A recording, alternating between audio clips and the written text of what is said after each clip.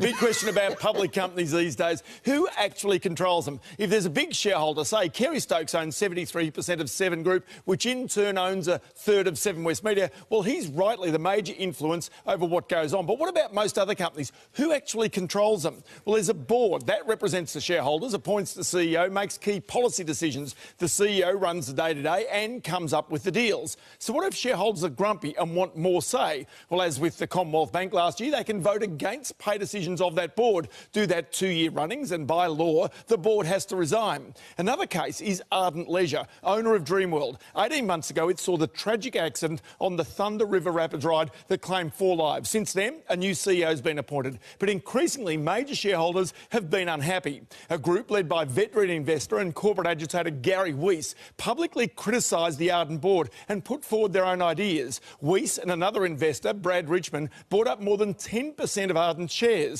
They wanted to dramatically revamp Dreamworld, new rides, new image, by selling excess land at Coomera on the Gold Coast to expand its US bowling alley business to get seats on the board. But the board, despite owning almost no shares at all, refused. Now the board does represent all shareholders, it's true, but should they listen to shareholders that own more than 10% of their company, who have millions of dollars at stake?